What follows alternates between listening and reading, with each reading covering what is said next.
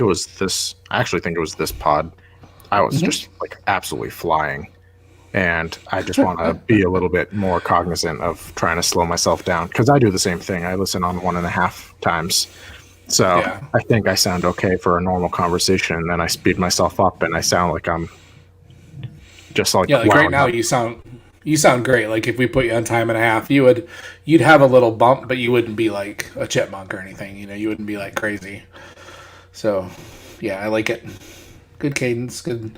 Yeah, I don't slow myself down. Try to explain myself better too, because I tend to do like, and this is why I think he's good. He does this, this, this, bam, and that's it. And I listen Yeah, to other podcasts, and the guys will like ramble on for like 2 minutes about how they're good, and I'm like, that's not me. I'm like blunt and to the point, like.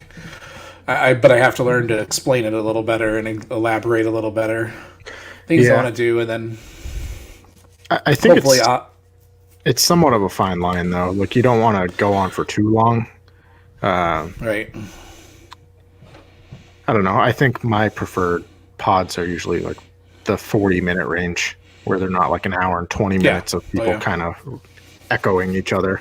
Yep. Yep. I But think 45 is nice. Yeah. yeah, It's 45 on time and a half so is like a good out. Is like a good 30 minutes. right. It's just a nice, easy listen. I can fit that in. Just driving to town, like just driving to town and getting groceries. I could fit a 30-minute pod in on the way there and back. So Yeah. yeah, it's nice. So, but usually like the ones that are an hour and a half, I'll listen to about an hour and 10 minutes, and then I'll have to do something. Then I just won't listen to the last 20 minutes because at that point I've listened to most of it anyway. So Right. if I get that far in, I just won't listen to the rest of it. So I kind of wanted to listen to Brandon's deep dive that he released today, but because he goes through the bowl games, he's probably going to go through a lot of the same games we just did, or we're doing. So I kind of wanted to see what he said, make sure we weren't echoing what he said, but I didn't get a chance to listen to it because all the stuff going on today. Yeah. I downloaded it, but I haven't gotten to it yet. Yep, same here. I'll listen to it. We're actually flying somewhere tomorrow, and I'm so nervous about it. So I know. I'm flying Saturday, so I should be able to do a show next week. But depending on Wi-Fi and other things, may not be available. But okay. I'll let you know. Yeah, we can no big deal. figure something out. Yeah, we don't. Yeah, this time of year we don't have to do every week or whatever. But let me see. I got a list of people that I've been talking to that want to come on and guest. Chad Parsons. I was surprised. I was like, really? He's like, yeah, I'd love to come on. Ryan Roberts. Any of the guys like Austin Dietz or Campus to Canton, they'll come on anytime. They said, and I can get any of those guys from Devy Debate on anytime we want. So a couple of good ones. I'm hoping that after I get my video done, I don't know if I told you, you know who Caleb Huntley is, right? The running back from Ball State. Yeah. He's in the draft this year. He DM'd me directly and asked me to make a highlight video for the draft for him. Huh. I was like, whoa. So I've been working on that. You have no idea how hard it is to get good videotape for Ball State. Ball State, yeah. Like it has been really, really hard. I think I finally got enough video to do it. And so I got to put it together. And then I got a guy who's going to do like a really cool intro for me and stuff. So I was just blown away that he DM'd me. I was like, whoa, hey, cool. That's awesome. First, I didn't know if it was him. And I was like, oh, neat. So I don't know if he'll get drafted. He might get really late. Probably UDFA. He'll probably make a roster somewhere, but he's like a big kind of pounding running back. So yeah, I mean, I've seen the name. I don't think I've watched him once. Yeah, he missed. I think he missed most of 2018 and some of 2019. And this year he only played 2 games because of their short schedule. And he had like 250 yards in one of them and 200 in another. He can run, but I mean, it's Max, so you always got the defenses. Jared Patterson runs for 2,300 yards against him. Against Mac defenses. They're not like the greatest defenses in the world, but. Yeah, I don't know about you. I'm not a huge Jared Patterson guy. I think he's all right. Yeah, you watch it. Right. There's definitely some things, but yeah, I don't think he'll ever be more than just I think he'll stick in the NFL for a couple years, but yeah, I mean, for a guy his size, you'd like to see him be more of a functional pass catcher. I haven't really seen much of that. So No, at all. Yeah, which is kind of scary. All right, let's get this sucker rolling, I guess. all right.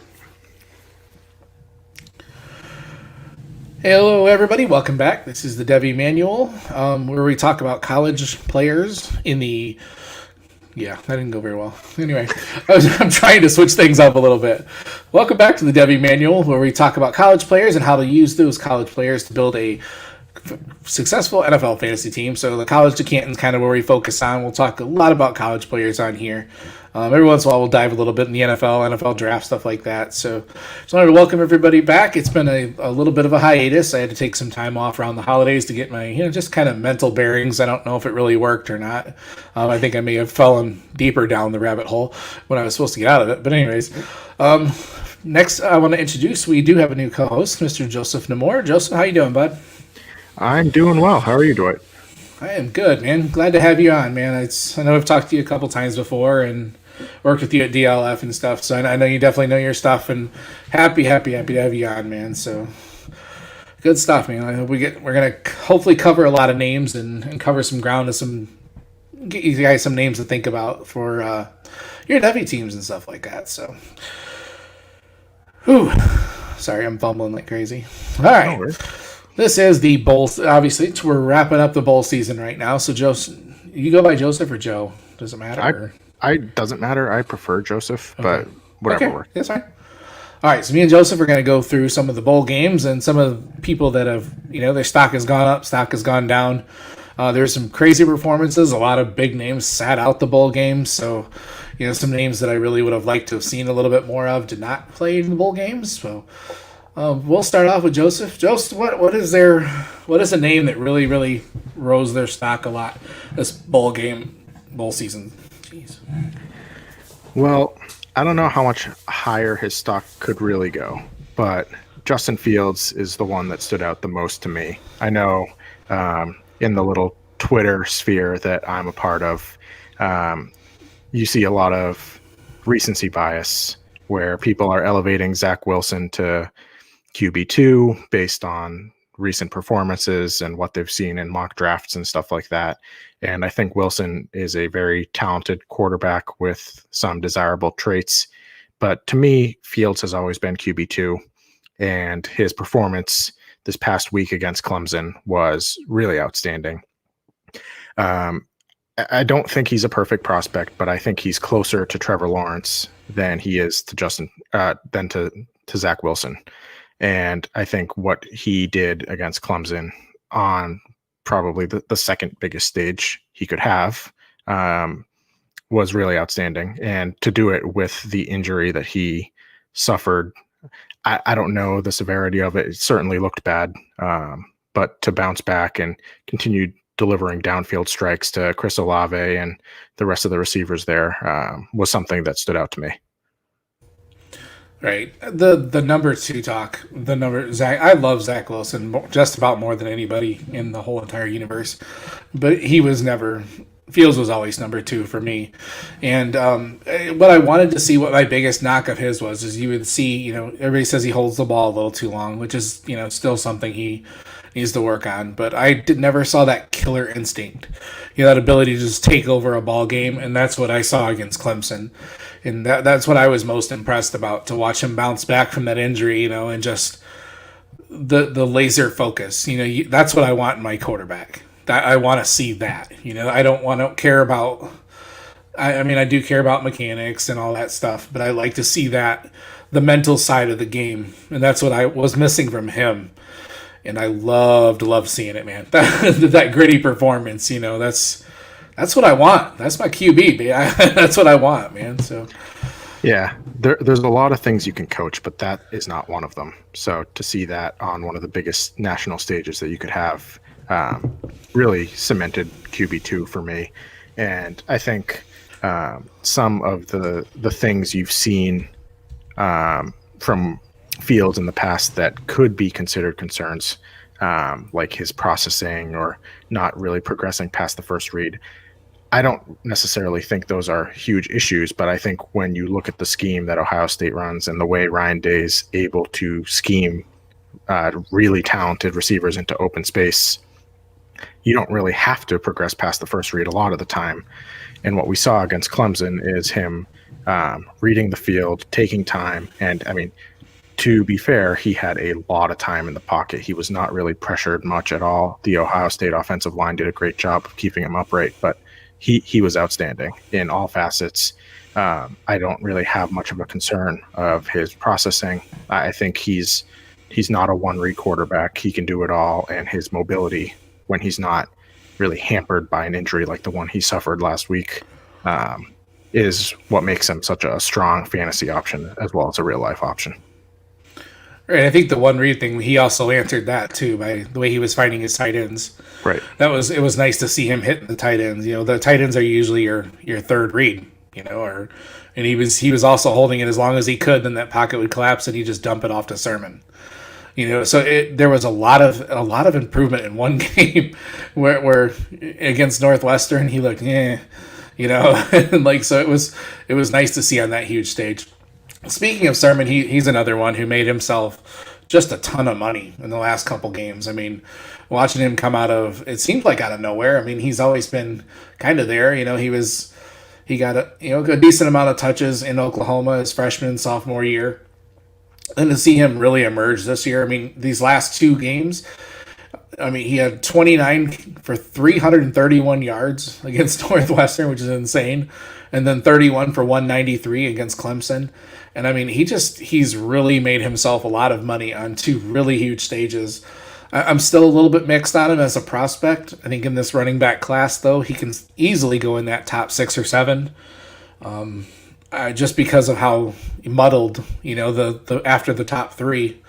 I mean, my top 3 is Etienne, Harris, and Javonte Williams. I think, is that where you're at, Joseph? Or Yep, same 3 names. Right, but then that 4 through 10 is pretty, you know, open. So Sermon's definitely made his name on the list. I think before those 2 games, he would have been 10-12 for me. I mean, so I really like seeing it. Why I'm mixed about him, I do like his hands. I think he's as smooth as a pass catcher. He's got good speed, but his acceleration's not like elite. He has good balance through contact, and he showed pretty good vision in these 2 games. But I do want to also notice that there was, like you mentioned, the offensive line. There were huge holes for Sermon to run through also. Like, there were a couple plays where, yeah, he had 331 yards and almost 200 against Clemson, but there were times where I could have ran for 20 yards through that hole that was open. So, not to take it away from him, you know, there are some things that I really liked about him, but he's not a perfect prospect. But I think he might have vaulted himself into day 2 consideration with those 2 games. So, I don't know if you have anything on Sermon as far as like from a scouting prospect or where you have him. Or I mean, I like him. I've always liked him. I was a big fan of his after his freshman and even sophomore seasons at Oklahoma. And I think what we saw towards the end of his tenure there, where he was rotating in and out with Kennedy Brooks, a player I view as clearly inferior, although talented in his own right, not really an NFL caliber back, was a little confusing. So I was excited at first when I saw that Sermon was transferring to Ohio State to play alongside Justin Fields, work with a dual threat quarterback that can open some rushing lanes, and to see him healthy. And I think what we saw at the beginning of the season is that he just wasn't healthy. And I don't think I really realized how banged up he was until these last couple of games where he's clearly back to 100%, is maximizing the rushing lanes that he's been given.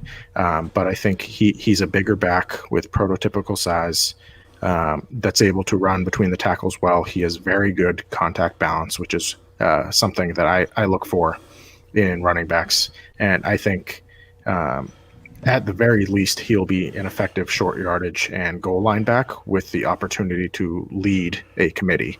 I don't really see him as a 3-down back, not because I don't think he can do it. I just don't think he's going to get the draft capital and the role. But I think he could be the leading part of a committee, and I think in the right offense, that's a valuable player.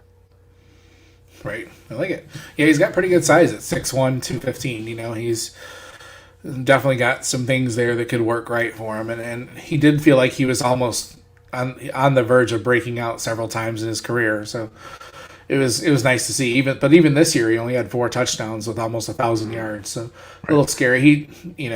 I would like to see a little more. Although his sophomore year, he had 13 touchdowns for Oklahoma. So all right, is there any other name that stood out for you, Joseph?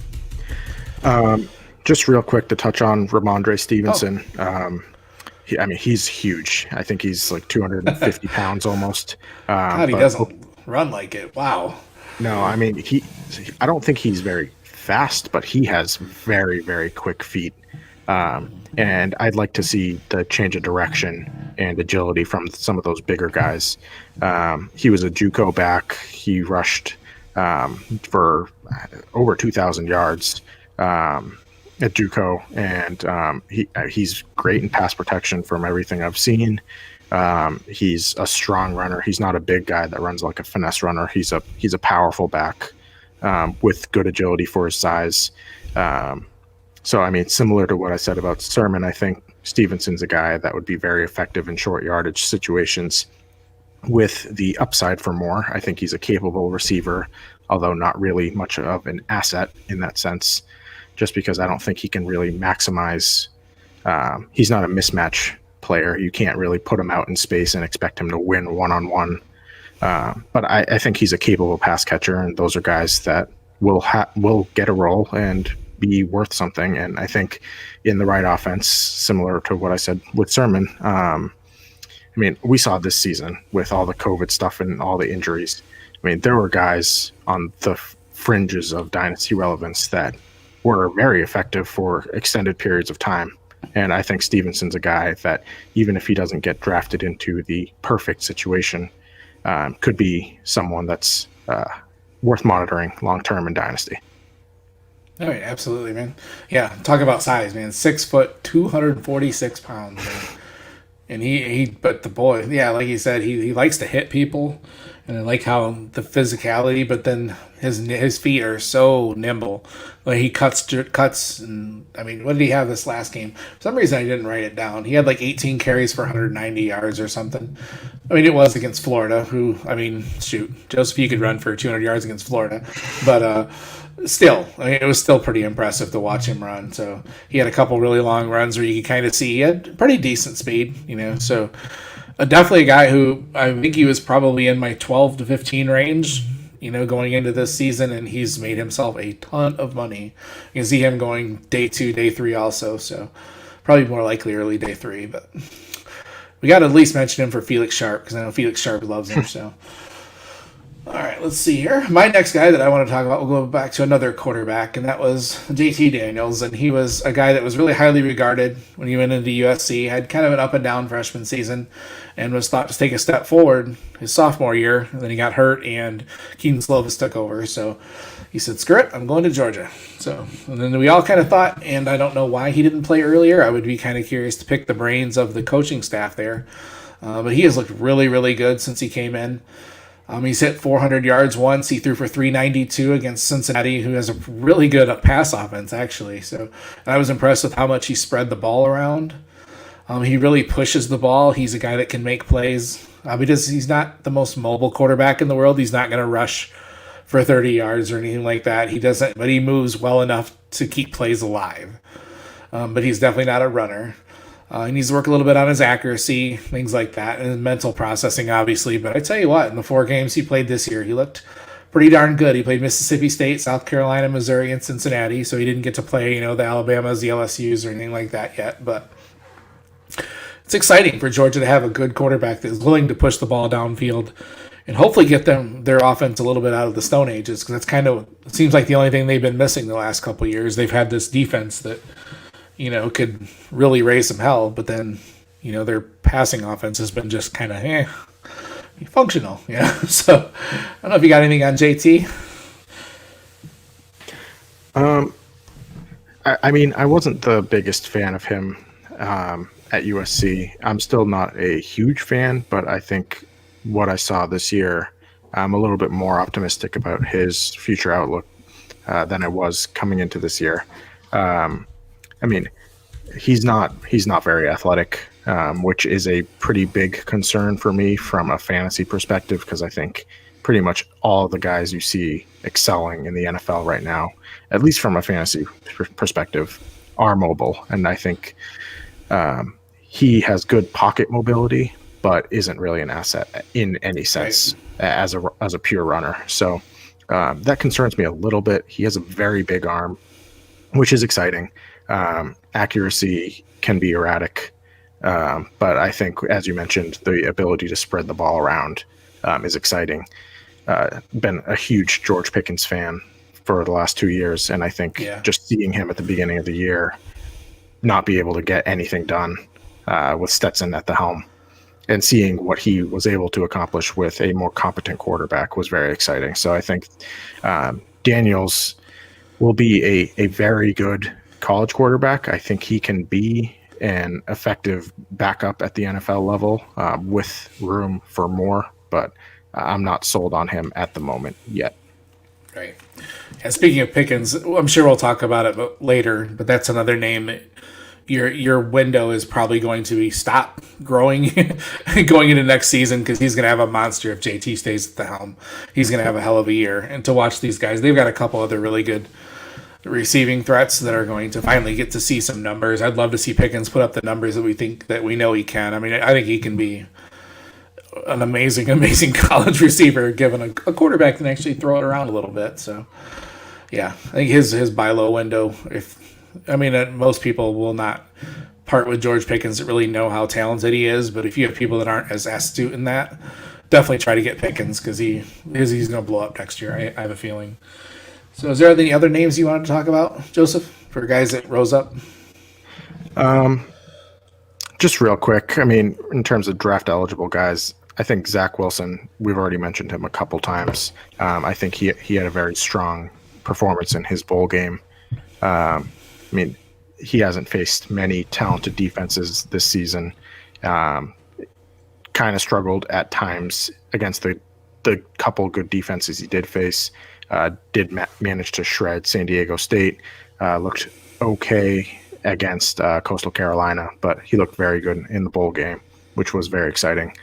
And then for some of the younger guys, Josh Downs, the North Carolina wide receiver, didn't get to do a whole lot this year. He was a player that I was expecting a little bit more of this season. True freshman, but with Diami Brown declaring for the NFL draft and not participating in the bowl game, Downs showed up and showed out. So he's a guy that I expect to be a absolutely massive campus to Canton performer on the college side over the next couple of years, with the potential to grow into a strong Devy asset. And then Devon Achane, the running back for Texas A&M, wasn't really on my radar. I knew the name, had seen him a little bit, but I knew he was a sprinter in high school, but the pure speed he showed in that game was pretty phenomenal. But the contact balance and the strength he showed on that 75-yard touchdown run he had towards the end of that North Carolina game was something special. And I know Isaiah Spiller is considered a consensus top 2-3 running back for the 2022 class, which is decent at the top. But I think Achane is a little undersized at the moment. I think he's around 180, somewhere in that range.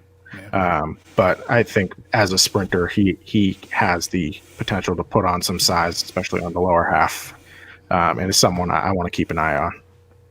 Right. A-Train, I just want to call him A-Train from The Boys. I don't know if did you watch that or not. I don't know. I just happened to notice on our campus, the Canton one that I run, Jay has a Kane and a Downs, actually. So I was curious who had Downs, because that's one I tried to get in our auction.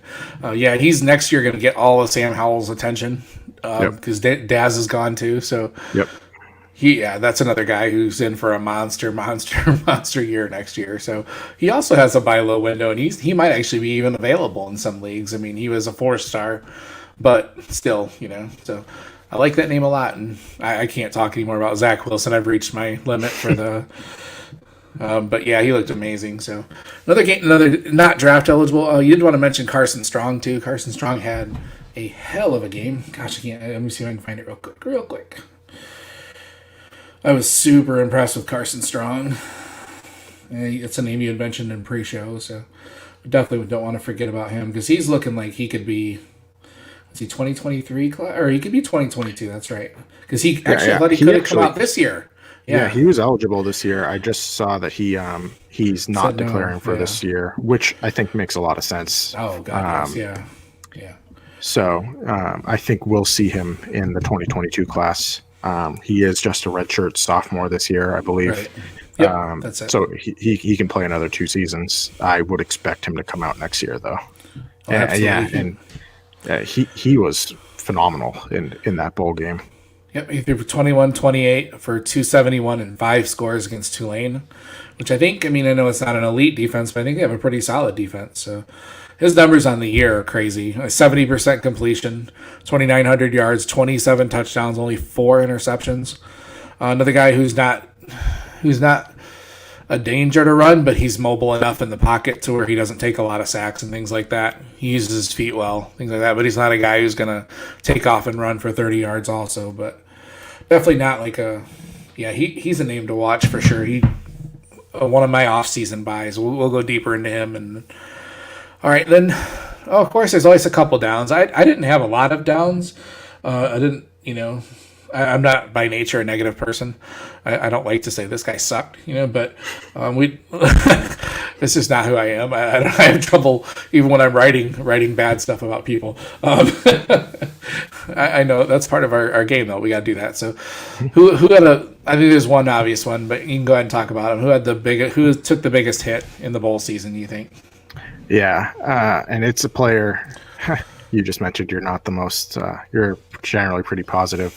Kyle Trask is a guy that I have not been a fan of at all, especially before this season. I think this season he was doing a pretty good job of. He performed from a pure statistical standpoint. He was outstanding this year, but his performance in the bowl game was horrendous. And you can point to the fact that he didn't have Kyle Pitts in that game. Pitts, one of the single best receivers. I know he's listed as a tight end. You could put him at wide receiver and he'd still be a top 5-3 talent in this class. So he didn't have him. I don't think Trevon Grimes played in this game. Huge Grimes fan. Or Tony either. Yeah. So, that's his 3 top weapons this season, not available for that game. And it showed. Trask is a guy that, to me, isn't mobile and doesn't have a good arm. So I don't really know where that leaves you. He throws a catchable ball, which is something, he has good touch. He's able to vary his velocity in the short and intermediate windows. And he likes pushing the ball downfield. He just doesn't have the arm to fit it into NFL windows, in my opinion. So I think before this game, you saw some buzz about him going in the first round. I don't know if that's going to happen. And even if it does, he's not a player that I really want any part of.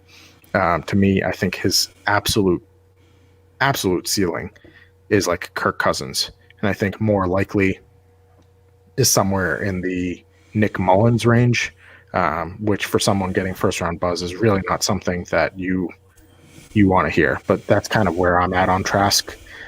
And I think to see him perform without a player that's probably a top 10 lock in Pitts and a player getting first round buzz in Tony that can separate at ease, create yards for himself after the catch, and a player that's a competent red zone weapon with good size like Grimes. You saw his deficiencies kind of show out a little bit, and he tried to play a little bit of hero ball and make plays for his team, which I respect, and he couldn't get it done. So Trask is a faller for me. He was already at best my QB6, but I think I'm going to move him down a spot or 2. So that's where I'm at. I don't know what you thought. What you thought of that performance? Yeah, I really like your comp. I think his upside, his ceiling would be Kirk Cousins. He could be an all right quarterback. He did have a couple games this year without Pitts. I was looking it up real quick. He had great games in them. He threw for 383 yards and 6 touchdowns in one game. I mean, he's definitely had. I mean, it was Vanderbilt. Sorry, Travis May. But it was Vanderbilt. So and he had another game too where he threw for 353 and 4 touchdowns. I mean, he's had games without Pitts before. I don't know. It's a guy like I wanted to like him. I definitely did because he definitely made a hell of an improvement this year. And there's some things you like on tape. There's definitely some things you don't like though. Like you said, he's not the most mobile guy. And yeah, he just like even when I watch Kirk Cousin play, he's vanilla. I don't know. Does that sound like he's just very he makes good throws, but he doesn't make those great throws that he's going to need to make at the NFL level. And I think he could be an okay quarterback. I mean, in today's league, I mean, shoot, I think he could find a spot on a team, the next couple of years. He's, maybe an NFL staff can coach him up a little bit, get with a guy who's really good at quarterbacks or something. But I think, I like your comps though. Kirk, I think is the absolute ceiling, but I could definitely see him falling in like the Mullins type of trajectory as a good spot starter, and that's about it. So yeah, and I don't want to be too critical because I know he hasn't really had much starting experience at all, even dating back to high school, because I'm fairly sure he played behind De'Aaron King in high school, which is just ridiculous. Like imagine playing that school. But I just, in terms of an NFL offense, I think he's a smart quarterback who knows where to go with the ball. I don't think he makes a ton of mistakes. I just think he's as capped as a quarterback could be. And I think if you're a coach that's known for developing quarterbacks and maximizing talent, he's probably the last guy you'd want, because you'd want to maximize a guy with traits that's super inconsistent, like a Desmond Ridder, and try and turn him into a star rather than take a guy that's pretty much maxed out already from a physical standpoint. So I think in the right scheme, like a Shanahan scheme, I think Trask would be effective in distributing the ball in the short and intermediate windows. But beyond that, he's not really a guy that I have much interest in. Just curious here. Here's a list to start. Would you take him over Teddy Bridgewater? Just curious. No. In an offense? No? Okay.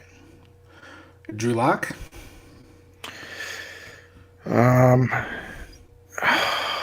a tough one, isn't it? Because I don't like Lock at all, but Lock pushes the ball down the field and has the arm.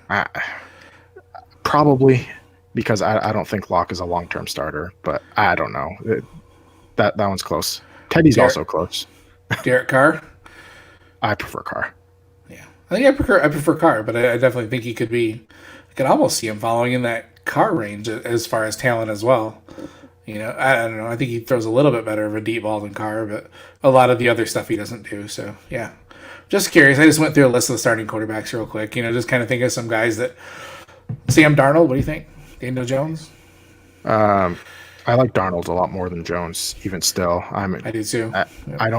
It'll be interesting to see what the Jets do, because I think they'll move on, but I am curious to see Darnold without Gase, because he's still just 23 and he's gotten absolutely shafted from an offensive line and weapons perspective up until this year. So we'll see. From a dynasty perspective, I think depending on where Darnold is, I'll probably still take Darnold. Daniel Jones, I think dynasty value-wise, will be worth a lot more than Trask. As a pure quarterback, I'll take Trask there. Right. I like it. Yeah, those are just some teams that I can see right away that might... I still think Trask should not go to the first round, but definitely I think he could go day 2 type. If one of those teams miss out in that first round, they decide they don't want to go quarterback, maybe it's a good option in second, third, that a guy that can sit behind, he definitely needs to sit for a couple years. So if you can't grab Trask expecting him to start year 1, that's just, yeah. Anyways, I don't know what you feel, but I don't even, as much as I love Zach Wilson, I don't think he starts year 1 too. I don't think you can put him in right away either. Him or Trey Lance. No. Mac Jones, maybe, but I still think I would rather have Mac Jones sit a year 2. Yeah, I think Jones could start day 1, but I think he'd probably benefit from not. I think he's probably close to maxed out as well. I think he's somewhat limited. I like him for what he is, And I think of those three, he's probably the one I'd be most confident in starting from day one. Right. I think he needs to follow the right system. I think Andrew Harbaugh mocked him to New Orleans, and I would love that. Like Yep. Mac Jones in New Orleans, I think that's a really good fit. Yep. Especially if Breeze can come back. Even if Breeze doesn't come back, they have enough weapons and enough around him to hopefully mask his growing process. Like to allow him to grow a little bit and still mask the inefficiencies, because he's put up crazy numbers, but he's also had a silly offensive line, running back, Heisman Award. We'll talk about Devonta in a little bit. So, yeah. All right. Anyways, enough about Trask and the other quarterback. So, the other guy that was a down for me is Zamir White, and I don't see it. I want him so badly to be, what he was supposed to be. It was Zeus, 5-star running back coming out of running back U in Georgia, and I just don't see it, man. Like, I don't know if his stock was up or it probably wasn't very high. I still see some guys, every once in a while, you'll see an analyst, take him pretty high, like in mock drafts, like the early second, stuff like that. He's still Zamir White, and I just don't see it, man. I don't see the quickness, the decisiveness. He looks slow. I think he had a couple decent runs against Cincinnati, because I'm for some reason blanking out on the exact, even though I've watched the game 3 times now. But I remember somebody on Twitter saying Samir, and I'm like, I don't remember seeing a run like that during that game. So somehow I must have missed that in one of my 3 views. But I remember seeing a lot of just like plotting slow runs. He's just not decisive enough, fast enough. I just don't see it. And it sucks because he's got so much talent. Or he did. I don't know. So I don't know if you got any feelings on Zamir or... Yeah. I like him more than you do. Back-to-back years tearing opposite ACLs is just absolutely brutal for a running back to come back from. And I think what I wanted to see this year was have him show some of that explosiveness that he had pre-injury. And I think we saw some of it. I don't think he's back. I think if he was 100% this year, then I'm a little bit concerned. Just based on what we've seen from other running backs that have followed similar injury trajectories, like a Todd Gurley, who is a transcendent talent that really has dominated the league and then fell off a cliff in the span of 3 to 4 years. And I don't think White is the same talent of runner. I think he could have developed into an elite talent had he stayed healthy. He didn't. And I think where we're at now, he's probably... to me, he's probably like a 4th round NFL pick at best. I think he's an early day 3 guy. I think it honestly may help his stock if he goes back to school. But then if he goes back to school, then you get one less year of him at the NFL level, assuming he has a limited shelf life given the condition in his knees. And that's something that's a pretty big concern. Like if he goes back and he dominates, and he's a 1st-round rookie pick and a 2nd-round NFL pick, but he's 22 and he gets 3 good years in.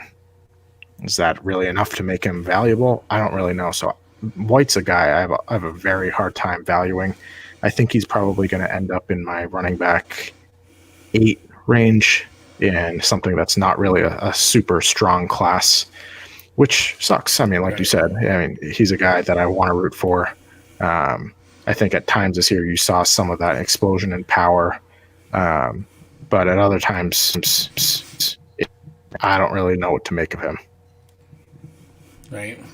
Just real quick on a side note, I'm in a super flex mock draft with John Hogue, and Todd Gurley went in the 15th round. I was like, holy crap, 15th round. Yeah. And I'm like, whoa. That's just crazy to me. I mean, yeah. Whew. I mean, I don't know. I don't know how I missed him. Yeah, I know. It's true. Good point. Do you have any other downs you want to talk about, or you want to get back into more positive?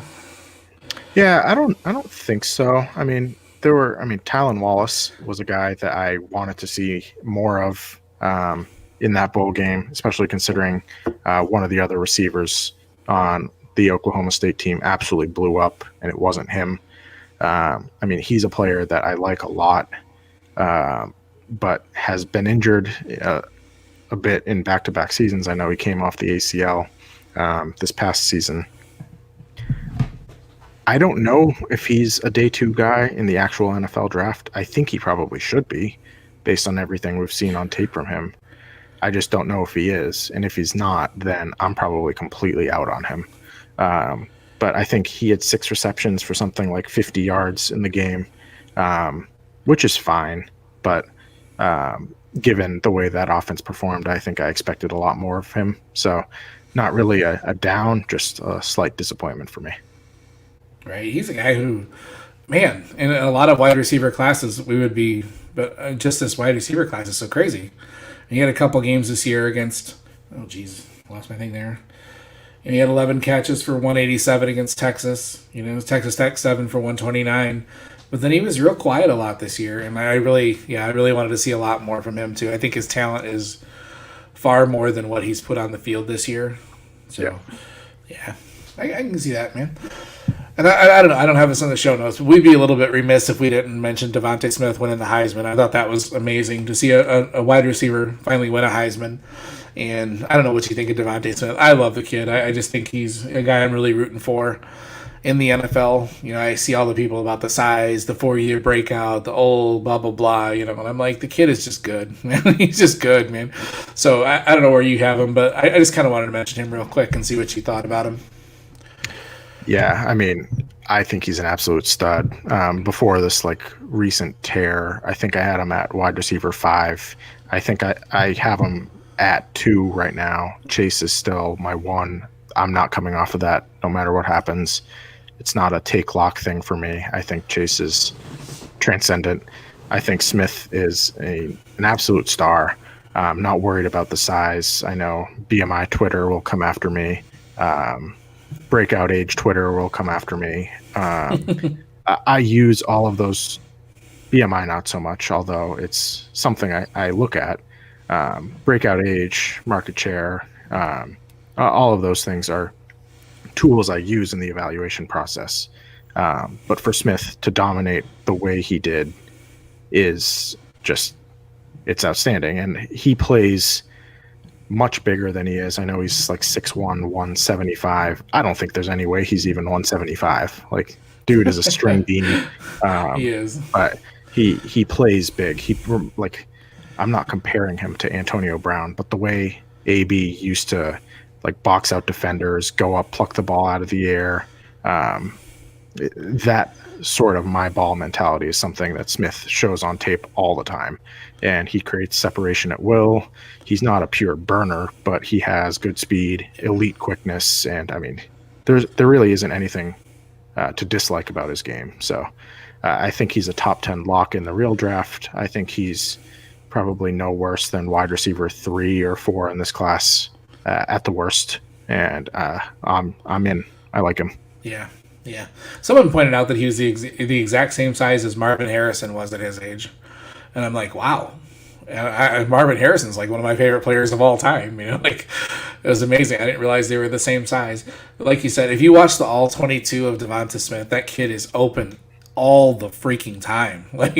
He creates it at every level, different moves, different, he uses hip moves, head fakes, everything. He's always freaking open. And I think he's going to be amazing. So it was just neat to see somebody else win the Heisman. It's fun to see that type of, just something different. Kind of a crazy season. So speaking of Alabama, I'm kind of curious, what do you think about this title game we got coming up now? We got Ohio State and Alabama. The Ohio State that people said only played 6 games and didn't even belong in the BCS, throttling Clemson. Just throttling them. Defense looked good. Offensive line looked good. But Alabama's a different beast. I mean, they're not they do have a lot of talent on the defensive line, much more than Clemson, I think. Clemson has a couple highly regarded guys, but I'm curious to see if, honestly, can they slow down Alabama at all? Because Sean Wade was getting abused against Clemson. So I don't know. Like they just feel. I feel like Alabama's got that locked in. They just feel like the locked in team of destiny. Not that Ohio State's going to roll over. So I'm just curious. What are your thoughts overall on this game? Like, what are the keys to the game? What do you think is going to happen? Like, I mean, I think Alabama's going to win. It's kind of hard to bet against them at this point, but I mean, I never thought Ohio State was going to throttle Clemson the way they did. I thought it would be close.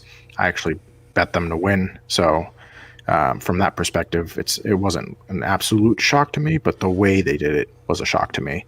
I don't think their defense is a dominant unit, but they shut down the number 1 overall pick. I mean, the difference between Clemson and Bama, I mean, there's plenty of differences, but Alabama has elite wide receiver talent and Clemson doesn't. I mean, their number 1 receiver this year was Amari Rogers, who's fine for what he is. But Cornell Powell was a guy who did nothing pretty much all year in his 4th or 5th year of school. And you compare that to the Heisman Trophy winner and Jalen Waddle, who will probably be back, who I liked more than Smith before his injury. As Waddle was my wide receiver 2 this class at the beginning of the year. And then you've got guys behind them like John Mechie, who I think is top 6 receiver next year. So Mac Jones is not in the same stratosphere as Trevor Lawrence, and I don't think it's fair to even compare them. But I think the overall talent on the offense is probably, I mean, it's just going to be very hard to shut down all of their receivers on every play. And I think Shaun Wade is a guy, I'm not an IDP guy, but Shaun Wade needs to move back inside because he just, he cannot hang on the outside against explosive players. So I think in terms of keys to the game, it'll be whether the Ohio State secondary can hang with Smith and the gang, whether that includes Waddle or not. And we'll see. I mean, I think the other obviously massive part of this is whether Fields shows up again, whether he's hampered by his injury or if he's fine.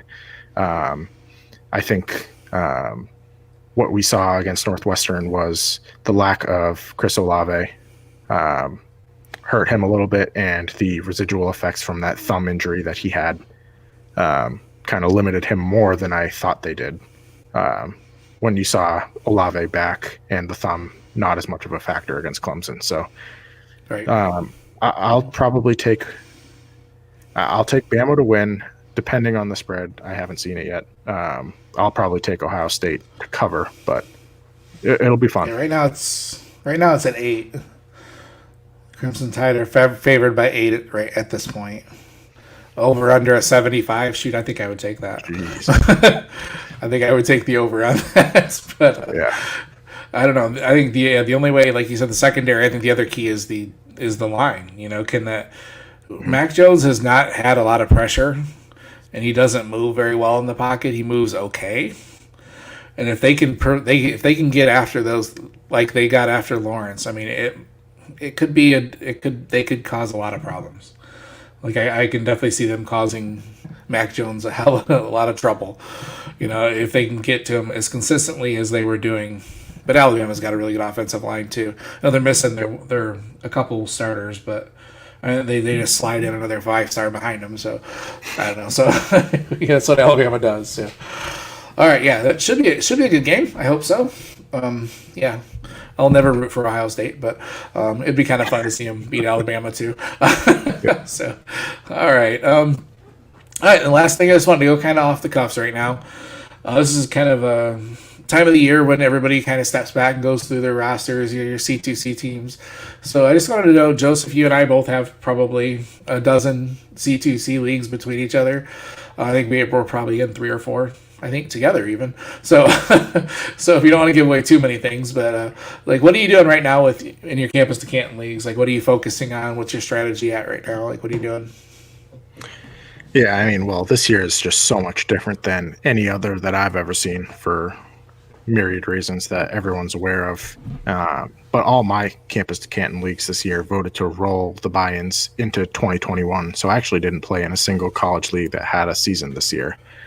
And I think because of that, there was so much less activity on the college side than I usually see in nearly all the trades, at least among the leagues that I was in, were people opting to move college players for NFL production, which is something I did in our shared Heisman to Hollis league on multiple occasions. There were trades where I was conceding a huge amount of value just to get another guy I could plug into my starting lineup. Like I think I moved Bijan Robinson for Chris Carson, which on the surface is an awful trade, but I used Chris Carson every week while he was healthy. I won the championship, so I'm happy with it. Like things like that. Yeah. But I think to circle back to your question, what I'm doing is taking a look at vacated production. I think there's a lot of analysis out there in the Devy space. And in recent years, like especially with the boom in popularity of the college to Canton format, I think we've seen an influx of analysts diving a little bit deeper than we had in years past. But to me, the clear edge right now is the college production side of these C2C leagues. And I don't know if it's the case universally, but at least Devy seems to be more prevalent in the fantasy football Twitter circle that I'm involved in. So I think because of that, most of my league mates are more in tune with Devy value. So we see Devy players, like the highly regarded guys, drafted early and often in the drafts that we have every year. But something that I do each season is look at vacated production. And if you look across some of the highest scoring offenses in the country, they don't even need to be well-known programs, like Arkansas State's receivers, as an example. If you look at who's either graduating or declaring for the NFL draft, and then look at who the players on those depth charts are that stand the most to gain from an increase in playing time, that's really an easy way to gain an edge in those leagues. Because I think the fun thing about them is there are so many different strategies that you can take. What I tend to do, and you said I didn't need to share a lot, give away my strategies. What I usually do is I'll use my first couple rounds on some of those big name recruits that I know will draw a lot in trade, even if they're not huge college producers. Best case, you get a little bit of both. But Bijan Robinson is an example of a guy I took in the first round in a couple of leagues this year. So after those first two rounds, really, the rest of the rounds of that, like combined, whether it's a combined rookie and Devy draft or just the Devy side, I'll just try and fill out my college production. And I've found that over the years, even with some pretty significant names that I can use to bolster my NFL side, I've been able to compete year over year on the college side as well, just by like trying to leverage either head coach and coordinator stats and data if it's out there, or just looking at who the big producers are each year, whether they leave or not, and then who the next guys are. So that's just one of the things that I like to do each spring as the season comes to a close. I don't know what you think about that or what you like to do. That's definitely something where I need to grow as a Devy owner. Like I'm definitely more of a tape guy. You know, I listen to all the guys that have the analysis, the guys that I think the vacated targets is something that is getting, like you said, it wasn't, I think even 2 years ago, it wasn't even heard of, you know, for somebody to even track that in college. And now I'm drawing a blank. I think Rotoviz, I think Travis has his fingers in that too. Travis May, I believe. Just the more of the analysis side, like you said, the offenses that are losing, you know, but always throw a lot.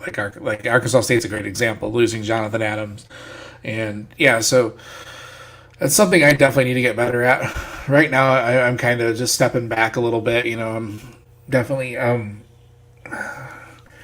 it was a lot quieter. It's funny I traded a Kyron Williams for Chris Carson, so I would love to have that back because I thought it was going to help me down the stretch and it didn't. So I still lost in the first round of the playoffs. So like it didn't work. Can I get Kyron back now?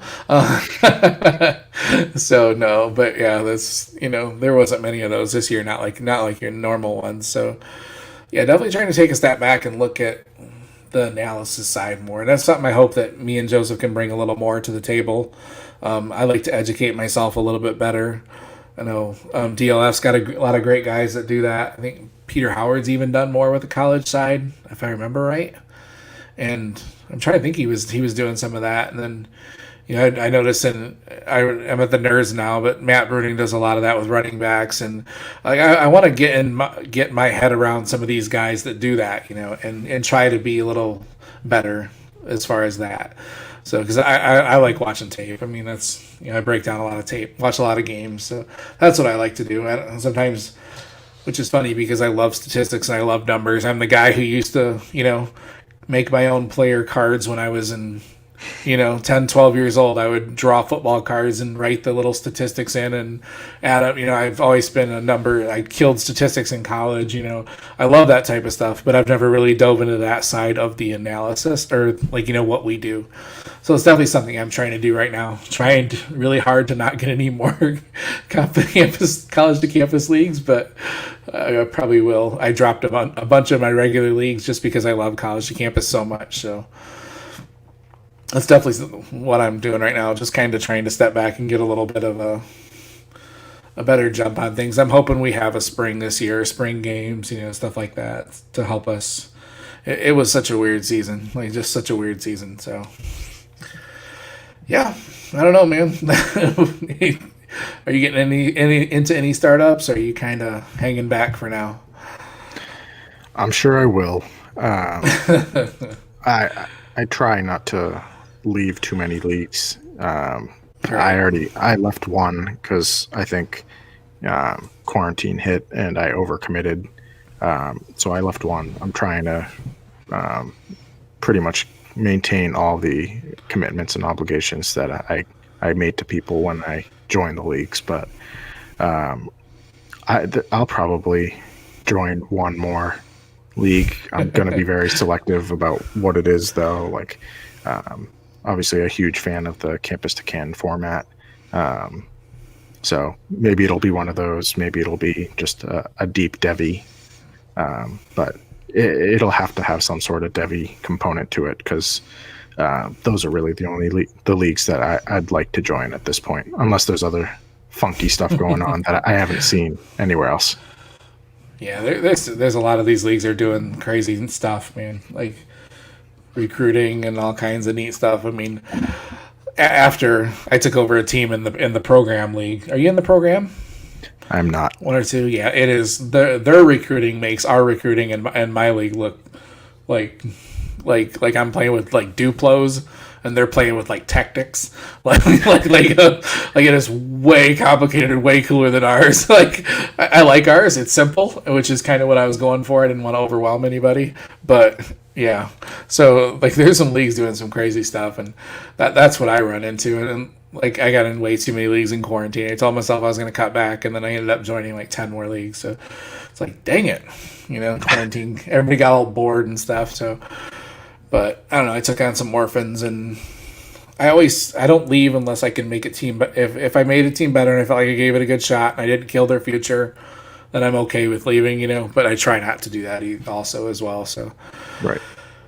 Yeah. All right. Let's wrap that up, Joe. We're pretty much at the mark where I like to be, right about 40 minutes. So, Joe, can you let everybody know, or Joseph, can you let everybody know what you're working on right now? What you got going in the works? Yep. So. Got 3 rookie profiles coming up soon. Trevor Lawrence, Terrace Marshall, and Devontae Smith. So touched on Smith a little bit today. Lawrence as well, but Terrace Marshall is a guy that I'm a big fan of. So looking forward to diving into some of his tape. Impressed in limited action, even alongside Justin Jefferson, Jamar Chase. So I know it was a historic offense, but he's a guy I like a lot. And then the other huge project that I'm working on is my top 100 rookies article. So wrote it last year for the first time, trying to create both a one quarterback and super flex board like I did last year. Nice. And I'm hoping to update it again pre-draft. I think what I saw last year is I had some nice hits in both iterations of that. I had James Robinson as a top 50 player, even pre-draft. So some guys like that I felt pretty good about. Had some pretty big misses, like the first 100 players that I pumped out in like late December didn't even have Antonio Gibson in there, so that's a miss. But I mean, for a guy that had like 33 touches, just wasn't really on my radar. 79, come on. I know. So I mean, Gibson was a guy who, at the end of the pre-draft process, like the day before the draft, I think I had in like as my 14th overall player. So once I saw him, he was a guy that popped a lot. But that's the big thing I'm working on. Looking forward to getting that out there sometime in January, and hoping to update it again just shortly before the draft. Nice. Yeah, it's definitely a must read. I always enjoyed reading that. And then the player profiles are one of the, just fun, easy things to write and read. There are a lot of information in a little short space. So you can find Joseph. I don't know if he mentioned it. He's on Twitter at JNamour, JNAMMOUR 24. Make sure you look him up, and he didn't say it. I don't know if you said it. DLF. So Dynasty League Football. You better be subscribing to it. Anyways, all right. You can find me on Twitter at FF People's Champ. Working at the Dynasty Nerds. We got player profiles coming up too, and mainly focusing on video. That's been my thing lately. I love cutting videos, and we have the Devy Manual has its own video channel now. I got 100 subscribers. I felt like a superstar when I hit 100, man. So. And then my daughter showed me her TikTok, which has like 9,000. I'm like, shut up. So I'm like, I don't like you. Like, I felt awesome because I had 100. So anyways, prospect videos over there. And yeah, that's it. Once again, this is Devy Manual. You can find us on Twitter at Devy Manual, and we will talk to you guys again very, very soon. Hopefully next week after the championship, but if not, the week after. I'll talk to you later. I gotta come up with some sort of a catch at the end or something. I always say that.